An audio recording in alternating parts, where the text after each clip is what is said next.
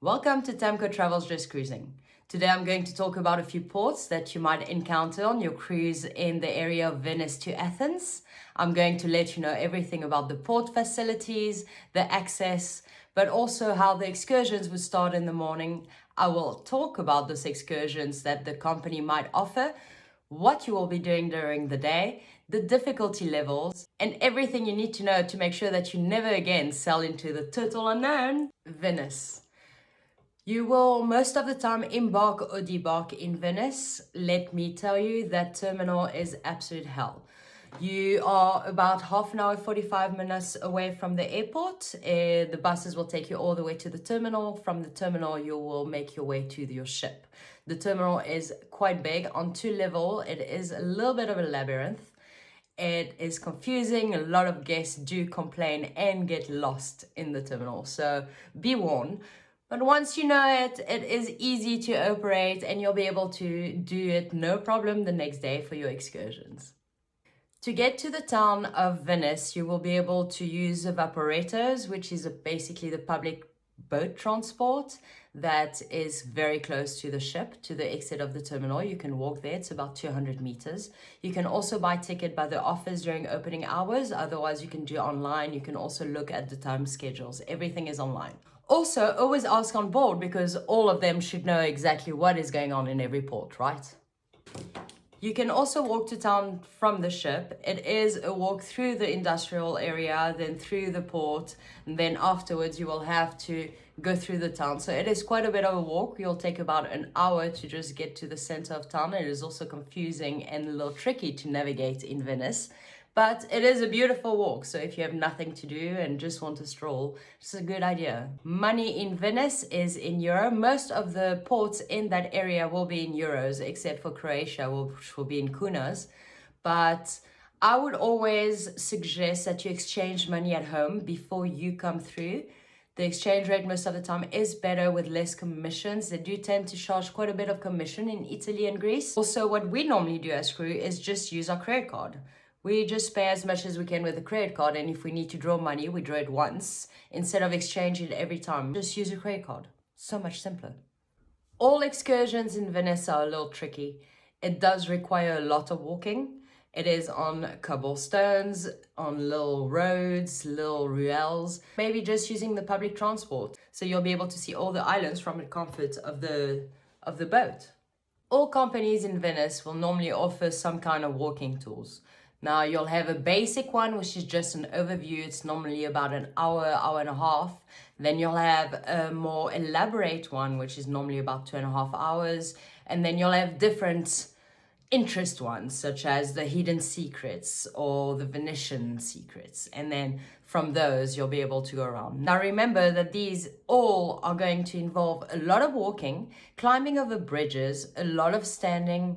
You are also in the open air, walking on low cobbles and busy streets. So it is quite tricky. It is not for everyone. If you cannot walk or if you have difficulty walking, it is not the excursion for you. You will not enjoy it. Rather, just take the shuttle boat and go visit it on your own, at your own pace. If you want more information, you can always find them online, ask the other guests what they experienced during the day. I found that a lot of guests speaking to each other would always be able to relate to others' excursions and feel like they also experienced it. So make sure you always speak to other guests and get to know what they enjoyed and what they got to see during the day. So none of these walking tours are wheelchair suitable at all. Your company will normally offer something such as the island and the abbey as well, where you will visit Murano and Burano, but then also the island of San Giorgio Maggiore, which just happens to be home to the Last Supper and the Gathering of Manna. This excursion will also normally have a little tour of St. Mark's Square, and from there you'll have the option to just stay there and get back to your ship on your own, and then go back with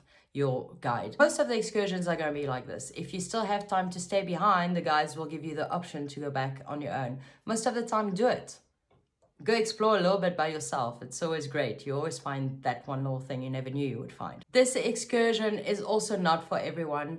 It involves a lot of walking. The islands of Murano and Burano, you will walk to get to the glassmaking factories and to go be able to see the workshops and all of this. So it is a walk.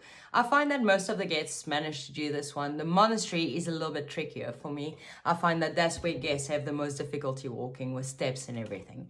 So if you have problems walking, I also would not recommend this. As I said, in Venice, the best, take a ticket for the Vaporetto taxis for 2 hours and just go around the islands, go visit it all, finish in St. Mark's Square, take a gondola, or just go walk around at your own pace. Company will probably also offer something with the Dodge Palace, whether you will be able to go in or not. And then they might also offer one with only the secret of the Dodge Palace. Now in Venice, that's my favorite.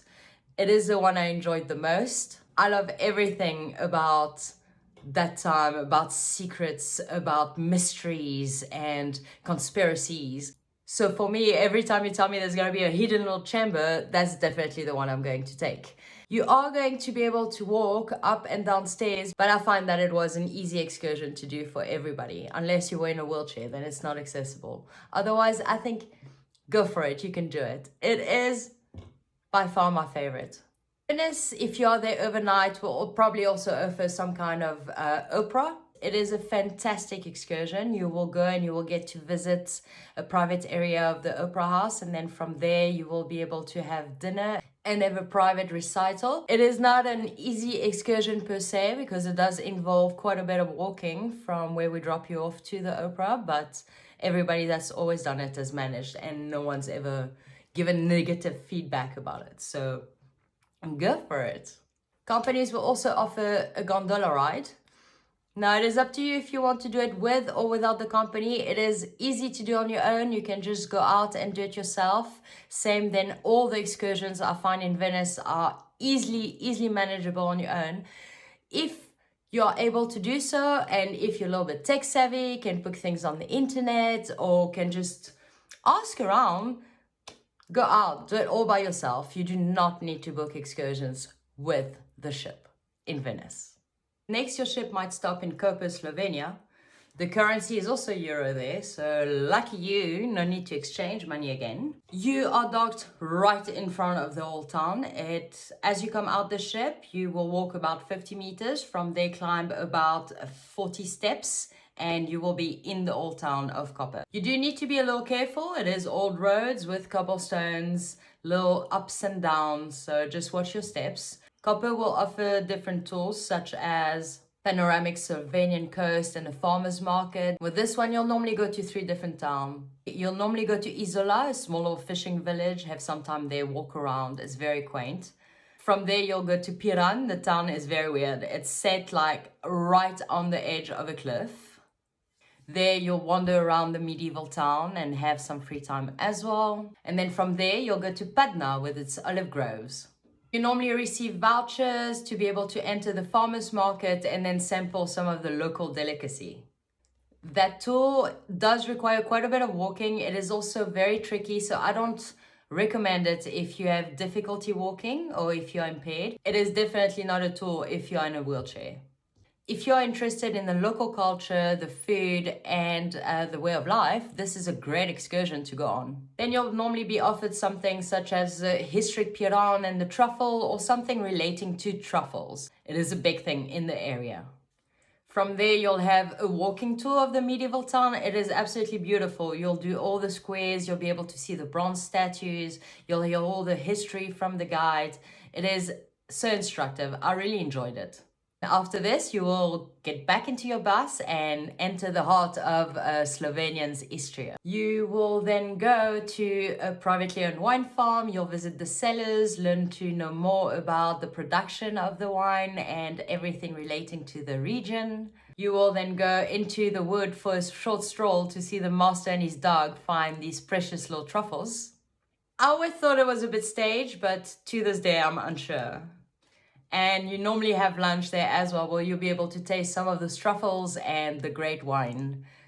This excursion is also not recommended for everybody. Guests with walking difficulties might have a little bit of a tricky time maneuvering through the streets, but something can always be organized with a guide. I mean, you can always meet them somewhere at a specific area without having to do the whole tour with them if you really want to do the wine farms. It's always negotiable. Always ask.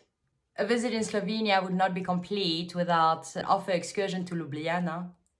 On board, they will tell you that the excursion is difficult and that not everybody can do it. I found that most guests, even with walking difficulty, manage to do the entire excursion, and if not, always organize with the guests to be able to meet somewhere. So if you can, do it. I mean, you will be in the bus, you will be on a cruise, you will be doing different things. If it's just getting in and out and you can manage to do this, it is with it. Afterwards, if the walking part scares you, you can always organize taxis from one side to the other. I mean, I've been on this excursion many times with guests that could not walk, and we always made a plan. My favorite excursion in Copper is Lake Bled and Bled Castle, simply just because the views are absolutely amazing. The lake with the church and the castle in the background, I mean, it's unbelievable. Want to see something really unique and remarkable? This is the excursion you're going to do.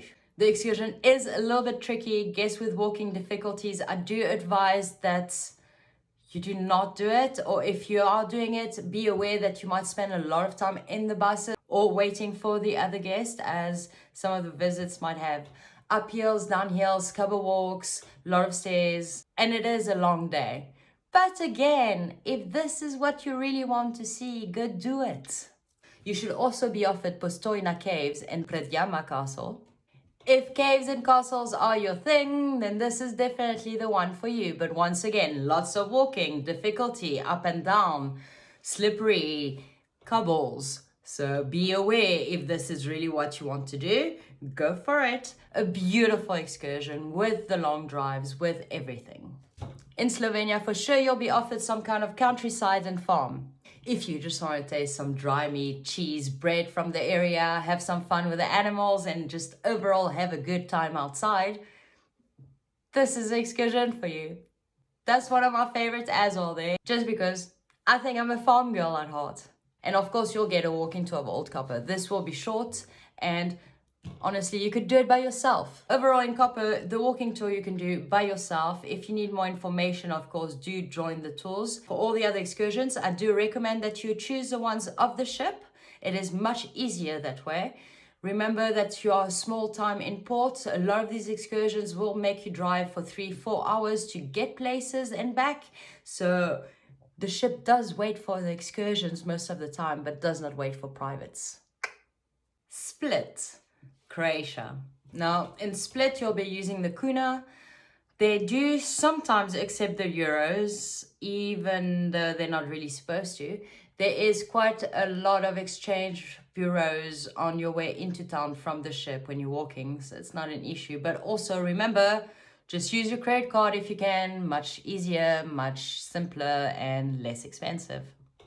Your ship will be docked about a 10-15 minutes easy walk to the town. It is all flat along the seafront, so it's quite nice. You will be able to, from there, visit the old town easily. It's all accessible. You don't need to use a bus. There are some taxis outside if you really do need to use them, but overall, you can just go out and just enjoy Split. For the excursions, buses are right in front of your ship. So you'll probably just need to walk from 50 to 100 meters, nothing more than that. Excursions in the area will take you to national parks or to beautiful medieval UNESCO sites. Now it is up to you, of course, what you really want to visit in Split and what your interest is. You will normally be offered a walking tour of Split. This can easily be done on your own. You could buy tickets everywhere to enter all the sites if you wanted to. Now, if you want things to be done for you, of course, the ship's excursion is the best way to go. I find that everybody can more or less do it. Guests in wheelchairs will not be able to join in some of the area. It is also going to be tricky, so make sure you do have somebody with you to push you. But as long as you speak to the guide, I find that more or less they are also accommodating in that area. You'll normally be offered an excursion with a theme of Croatian churches and temples. The excursion will take you to Salona, where you'll learn all about the history of the town and how 40,000 people used to live there. From there, you'll go to the 2,300-year-old town of Trogir, a UNESCO heritage site, and the best preserved Romanesque Gothic complex in Central Europe. From there, you'll get to walk around the medieval town, learn all about its history. To me, it's one of the less known or hidden gem of the area. You'll be offered Cricket National Park. There is normally some variant to it. You'll be able to just do the national park on your own, which will allow you to walk through the town of Split afterwards or before. You can also be offered the town of Scradden with the national park. So you get to visit the town next to it. When the weather's nice, you normally get to take a little bit from Scradden to Cricket. So that's something also special. You could also be offered the Cricket National Park and falconry. Now, to me, this is the best one. Falconry is big in the area. The center takes care of these animals so well, cares for them so much. Honestly, it is something to see. Out of all the cricket excursion, this is my favorite one, and it is the one I will fight to do every single time. You do have wooden planks along the way. The terrain is a little bit uneven and mixed, but easily maneuverable. Only at the end, you have quite a few stairs to come back up to, but in the end, I found that at their own pace, everybody could do it. Split is also the gateway to Bosnia. You might be offered excursion to Medjugorje, the site of the apparition of the Virgin Mary, or to Mostard and the whole bridge, that old bridge during that war.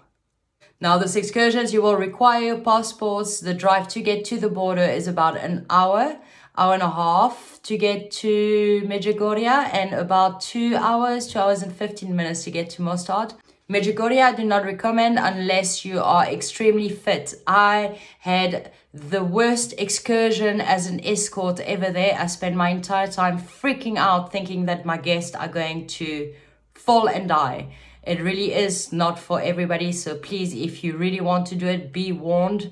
It is a tough excursion. You will be walking on tiny little rocks, uphill, steep. It was not easy. Mostard, you'll be doing a lot of walking, but yet again, to me, if you go at your pace, if you can just follow the group, you'll be able to do it. It is a beautiful excursion. It is so worth doing.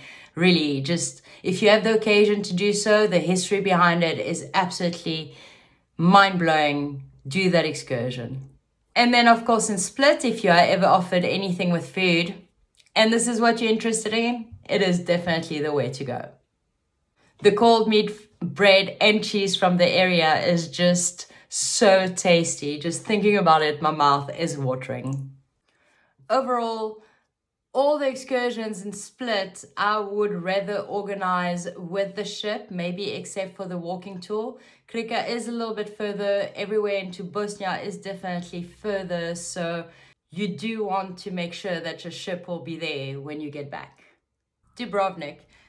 Your ship is docked 15-20 minutes away from the gate of the old town. Your company should organize a shuttle bus, and I do recommend that you make use of that. Remember, all the ship's shuttle will be dropped off at the exact same location. So if there are 3 ships in town, it is absolutely insane there. I have seen guests get physical with each other, fighting over which company the bus belongs to. Insane. Be warned, just turn around, walk away, go look at the beautiful view of the sea, and then come back when there's a little bit less guests. The old town is easy to walk in, but there are stairs to go in and out at the entrance of the main gate. Your company will normally offer some kind of walking tour of Dubrovnik. This will include a walking tour of the old town. You can easily do it yourself. Just take the shuttle and go out. You don't need a guide to do that. That walking tour could also be combined with the cable car. Once again, you do not need to book this through your cruise line. The old town is about 5 minutes walk to the cable car, and you could just pay 100 kunas and go in by yourself. I know that all companies will offer one kind of panoramic tour of the Dalmatian coast. Guests with walking disabilities or in wheelchairs, I recommend that you take that tour. You will get to see the beauty of Croatia without even having to get out of your bus. In Croatia, anything relating to food and wine, go for it. Those excursions are normally easy. Everybody can do them. You will get to taste good food, good wine, have a good time with your host. It is going to be such a great memory. I recommend every single time in Balkan areas that you at least do one culinary experience. Your company will normally offer some kind of land and sea excursion, which to me is also one of the best ones there. From a boat, you'll be able to see all the beauty of Dubrovnik and its coastline, and then you'll also get to do a walk in the city and then see some of Dubrovnik's area above us. You get to see the best of both worlds. You will definitely be offered an excursion to the wall. This can be done alone. Look online, see if you can book it online. Otherwise, you can definitely book it as you get into Dubrovnik. I mean, just at the entrance of the Old Town on your left, the tickets are there. You can book it from there. It is a great excursion. To me, the Old Town is best viewed from the wall. It is my favorite excursion of the Old Town Dubrovnik itself. It is something to see. But I also find that ships do tend to charge quadruple the price of what you actually pay when you get there. I found that in Dubrovnik, unless you're going to wine farm or something really specific, you could do it all by yourself. And when you get to the Old Town, there's also always a lot of people there standing and offering tours. You have the Game of Thrones highlights, the hidden gem, you've got the history of the Old Town and the UNESCO site now. I mean, there's so many options. So really, if you just wanted to go out and do it yourself in Dubrovnik, it is the place to do it. It's so easy. Just take the shuttle bus from the ship. Overall, in Dubrovnik, unless it is out of town or going to a wine farm or something specific, I would just go out, do it myself. You will find a lot of people offering also Game of Thrones tours there independently. You can join a tour that is just about to start at any time. I mean, I find that in Dubrovnik, unless you're going onto a wine farm or something else, I found that in Dubrovnik, unless you're going to a wine farm or something really specific, you could do it all by yourself. And when you get to the Old Town, there's also always a lot of people there standing and offering tours. You have the Game of Thrones highlights, the hidden gem, you've got the history of the Old Town and the UNESCO site now. I mean, there's so many options. So really, if you just wanted to go out and do it yourself in Dubrovnik, it is the place to do it. It's so easy. Just take the shuttle bus from the ship. Kotor, Montenegro. Just the most beautiful sell-in that you're going to have in this area. Definitely go out and make sure you see the sail in and make sure you see the sail out so you can see the difference in the scenery because of the light. It is just any time of the day, no matter what, I make sure that I am on the deck and that I am seeing at least a part of it. Don't miss it. There's only one docking area in Kotor. If you are more than one ship in port, you might have to tender. The tender is only about 2-3 minutes. It's very close. But I find that the pier is quite small. So if there are two ships, it's a little bit confusing. And sometimes to navigate the crowds with the buses is just, it's a little tricky. So in case you're more than one boat in town, just be a little patient. Your ship will offer a walking tour. Now, again, this is if you would like to join a tour and learn more about the area, then this is what you're going to do. Now, if you just want to do a tour of the town, you don't need to join a tour. You can just walk out, cross the road, and then enter the old gate. You are right there. There are restaurants, shop, everything you might need right across the road from the ship. You should be offered some kind of off-road safari into the national park. I would definitely say go do it. I've done it twice and I have loved it every single time. You will go deep in the mountain. You will have views that none of the other guests will have. You will also taste some local beers and a few little delicacies and cold meats. I mean, this is by far the best excursion there. Really, it really is. I mean, everything 4x4 in any places in general is going to be the best. You're going to see the most. You're going to have access to things where no buses can go. So you're going to have views that nobody else can. It is definitely the way to go. On board, they will tell you that guests with walking disabilities cannot do this. Now, I'm saying that you could, and you could just sit in the car and wait it if there was areas that you could not go, because I can't remember a part when I went, I had enough of walking. Once again, if you're offered anything with food, wine, meat, it is definitely something to do in the Balkan areas.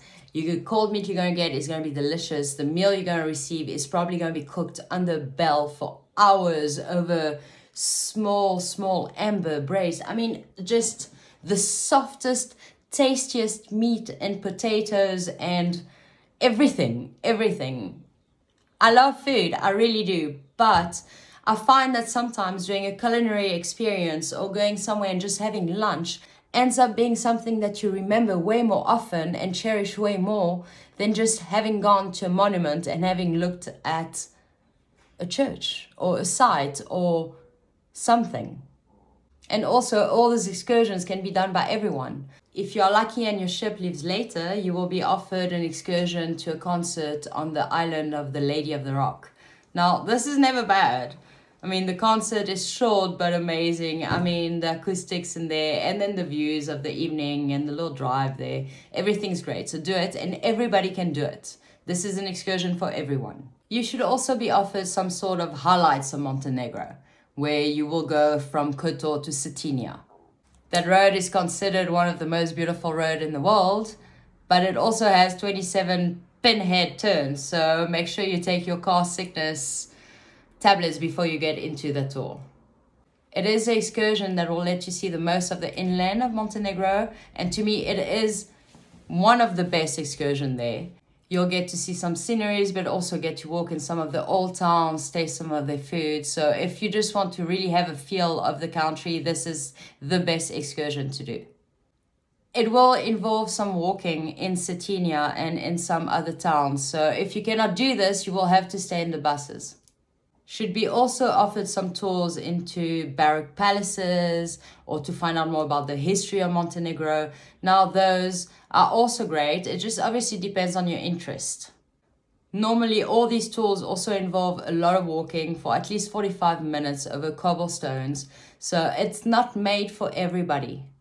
Guess with mobility issues, I would definitely just go for the highlight of Montenegro or the 4x4. Even if they say you can't, I think those are the ones when you at least be able to or stay in the bus or get places and just stay somewhere and wait for the rest, but still get to see something. Because everything else literally involves so much walking without seeing anything else. In Montenegro, I would rather do all excursions from the ship. It is much easier that way. You will find a lot of people outside offering tours. And I do not say don't do them, because you could. They are all great and they're all nice. And nobody will rob you and nobody will hurt you. So really make use of all these people if you want. Just make sure that you check that you're in time for when the ship leaves. And that is all I say, because we have left guests behind quite a few times. So I know what I'm talking about. Next, we're going to talk about Corfu. I love Corfu. For us in shore excursion, Corfu, Greece, anywhere in Greece actually, is just the best. The tour operators are always there in the morning with coffee, with some pastries. They're just so good and so kind. I absolutely love them. Going to Greece for us is just always an absolute pleasure. You have 2 docking areas in Corfu. It just depends if you're 1 or 2 ships. If you're the first ship in port, then it's brilliant. As you get out, you'll be right by the buses that will take you to the terminal. It's only about a 2 minutes drive, but they still don't really like people apparently walking in the port, even though I do remember walking that way quite a few times. If you are docked at the one behind it, though, you will have to walk about 300 meters to get to this initial buses that will take you to the terminal. For excursion, the buses will be right in front of your ship. Unless you're docked at the back, then you will have to walk about 400-500 meters to get to the buses. It is flat, it is easy, you can go at your own pace, but it does feel long, even though it's not really. Your company should organize some kind of shuttle bus into town, because it is a good 4 kilometers away. It is also a walk up and down, so a lot of us did do it, but just once. Other than that, we just always would jump into a shuttle bus.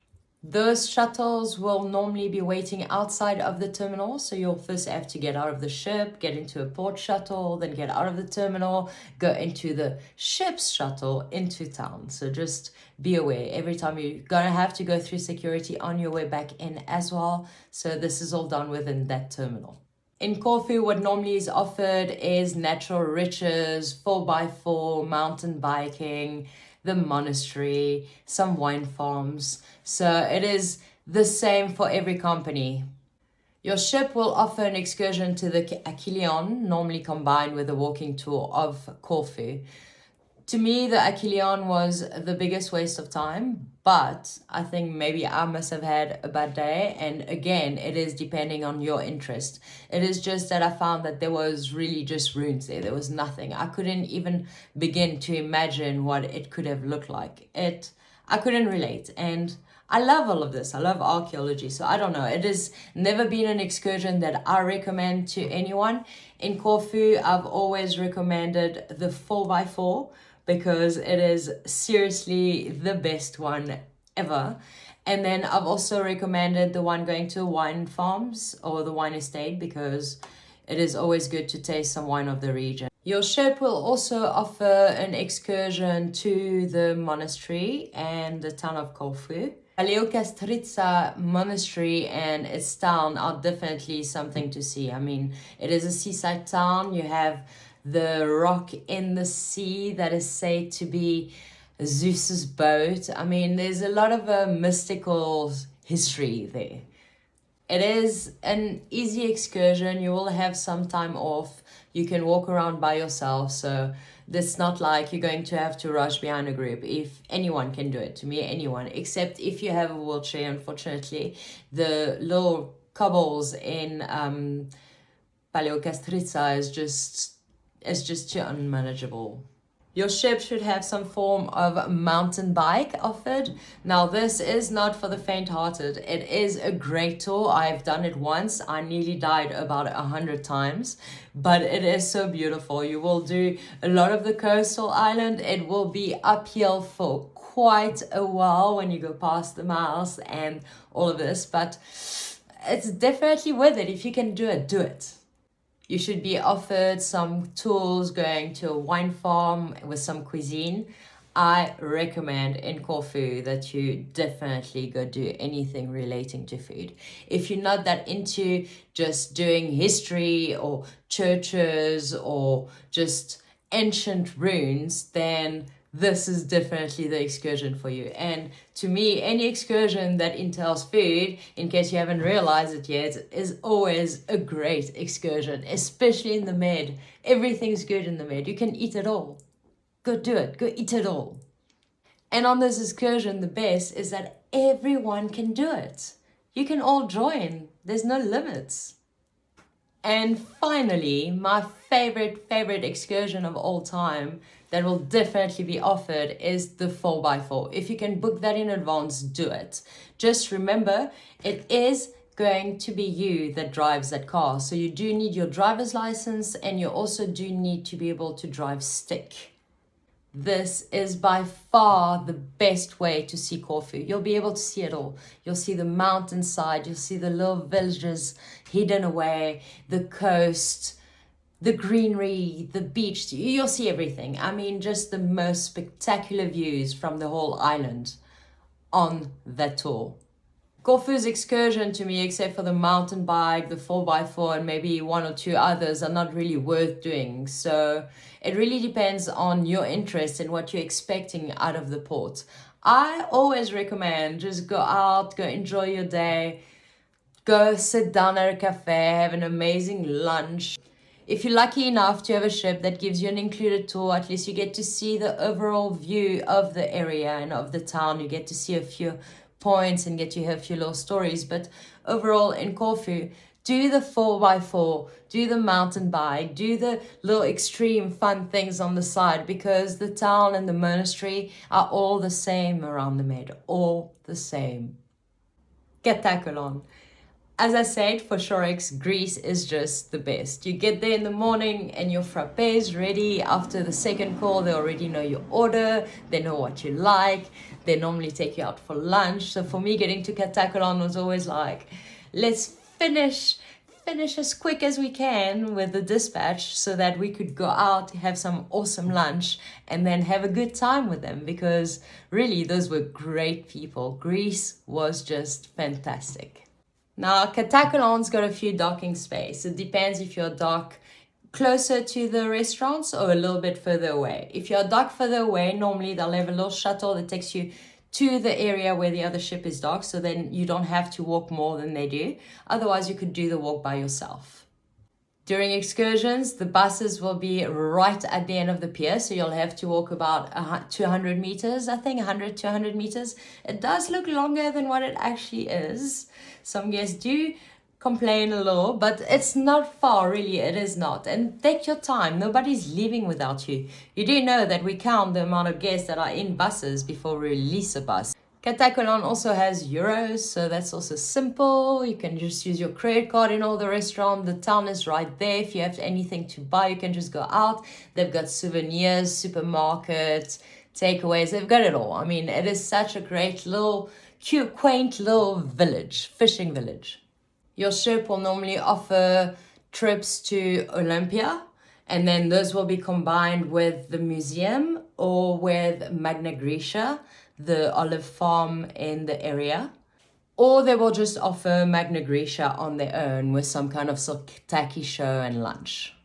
Olympia, if you're really into the history and you want to go see where the flame was first lit, then go for it, but be warned, it is absolute ruins. I was a little disappointed, I'm not gonna lie. So if you've never been, do it. If you've been there before, then don't bother going back. Like, you know, right? You drive about an hour and a half to get to the town of Olympia. From there, the buses will park in the parking of the Olympic site. You will have to go downhill to the sites and then afterwards go uphill back to the buses. Inside Olympia, it is just dirt on the ground, like it's very uneven, so watch your steps. It is easy to walk, you're just going to be in the open, there's not much shade. It is just ruins, so you're going to have to use a lot of your imagination to try and recreate what the guide is trying to make you envision, let's just call it that. So be ready to be creative that day. The museum and site are right across from each other, so it's quite easy to get to. From there, you will do the museum visit. The guide will tell you more about what used to happen there, how it used to look. I like that museum. It's quite open. The rooms are big. It's nicely set out. It is actually very interesting. Then you will have some free time in the little town of Olympia if you've just done these two and you're not taking part in Magna Grecia. If you're there, grab a gyros, walk around. Remember, souvenirs are always way more expensive in this little town because they only do live on tourism. I would wait for Katakolon if you really had to buy anything. If you are doing Magna Grecia, you have made the right choice. I would definitely pick souvlaki and lunch at Magna Grecia over any other excursion in that port. You will first of all go to a beautiful farm, meet amazing hosts, eat some great local grown homemade food, and get to see some artisanal homemade jewelry from the area. I mean, it is the best. I love that place. And on top of it, when you finish with an excursion, they always send some food back for the excursion team. So we love them. That excursion is for everybody as well. So if you have difficulty walking, don't go stand in the sun in Olympia. Don't go look at a boring museum. Go enjoy yourself. Go sit at a table, have some amazing Greek food, looking at a great souvlaki. Throw 1 or 2 plates down if you can. And if you can't, just do it. They'll make you pay for it later. Who cares? And then enjoy. Just go enjoy. Now you could do all of this yourself because there are buses that go from the port to Olympia every hour. So you could do that. But at the same time, if you could just organize it with a ship, just do it. I mean, it's just simpler. And if you just don't feel like it and think it's going to be boring, because it just might, you could always go out, sit by one of the amazing restaurants, have some octopus, have some amazing whitebait fried, the best gyros, Slovakis, whatever your mind can literally desire, you can get it in Katakolon in the restaurant. So just do it. And finally, Athens. Now, if you are doing embarkation or debarkation in Athens, you're about an hour and a half away from the airport. Your buses will take you straight to the terminal. The terminal is in a straight line, so easy to navigate. It's so well organized. The tour operators, no matter which company you use, are amazing. You're not even gonna feel like you've been embarking today. It is not even 100 meters walk from the terminal's exit to the ship. It is so simple. For excursions, your buses will be parked in the parking area of the port. So not right in front of the terminal. You will have to walk about 300 meters to get to the parking area. Keeping in mind, when there's more than one ship in port, you are all using the same parking area. So make sure that you're checking which bus you're getting in and that you are in the right company. Your ship should have shuttles from the port to Athens. It normally gets in front of Adrian's Gate. But if you can, the best way to visit Athens is just by taking the hop on and off bus, which will stop right in front of the terminal. That bus will take you everywhere you need to go. You'll be able to get out, you'll be able to get back on, you'll be able to visit the sites if you want to. I mean, for me, it has always been the best way to visit Athens, for sure.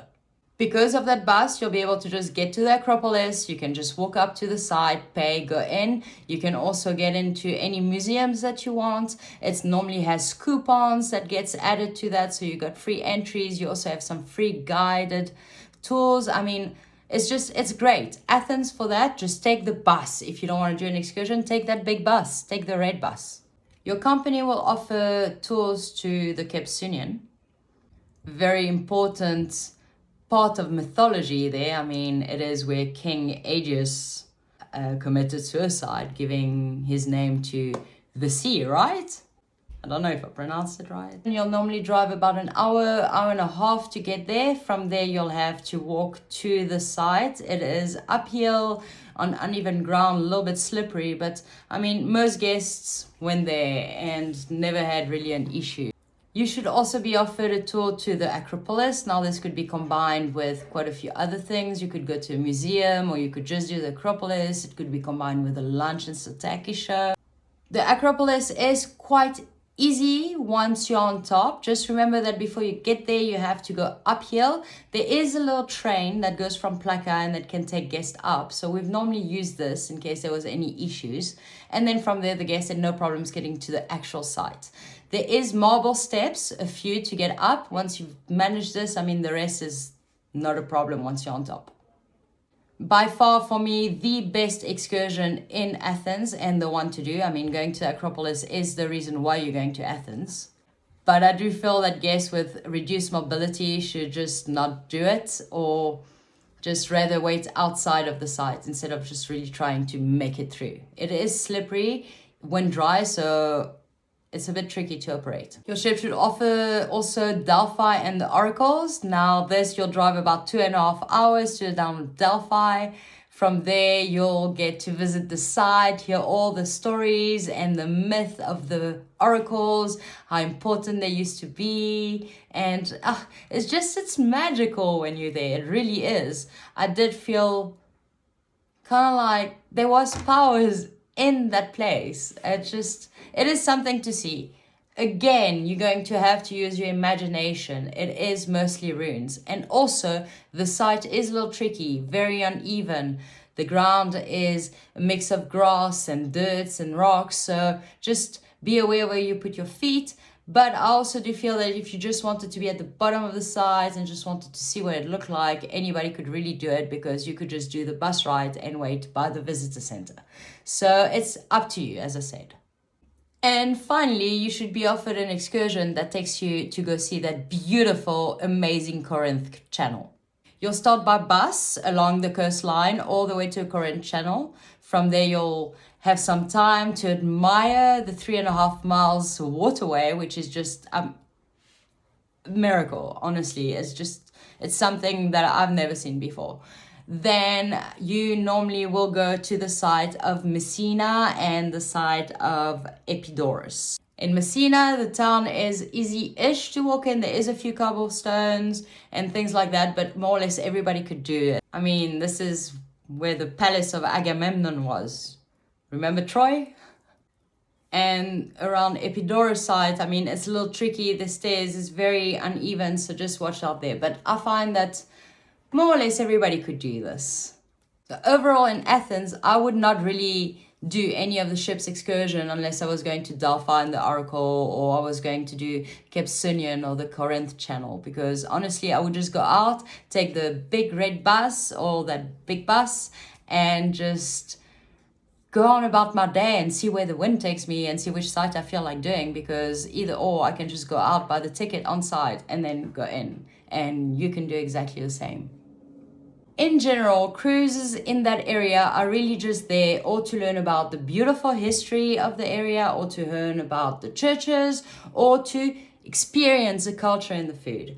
Quite honestly, I would just, in the Balkan and Greek area, go out, eat as much as you can, experience as much of the local traditions and lifestyle as possible, because otherwise you're going to spend a lot of time just walking in tiny little roads on cobble walk, and if it's not something that you can do, it's not something that you can enjoy. So make sure when you do your excursions, it's always the one that best fits your interest, but also best fits your ability. Guests seem to forget sometimes when booking excursion the relation between ability and interest. Yes, you might really want to do something, but you might not have the ability to do it. Now thinking that because you really want to do it, you're going to do it either way. And sometimes you do, and sometimes it's great. But most times, from experience, I've also learned that the guests will not have a good time, because running after a group will impair the interest and the excitement that excursion was supposed to bring. So sometimes doing something that you thought you might not have wanted to do,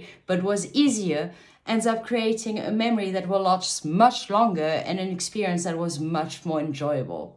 So remember that next time you're booking your excursion. I know from experience that you might not be able to always get all the information about the cruise or excursion beforehand, and sometimes it is frustrating to get on board and realize that you cannot book an excursion that's sold out because you were not aware or because you weren't sure.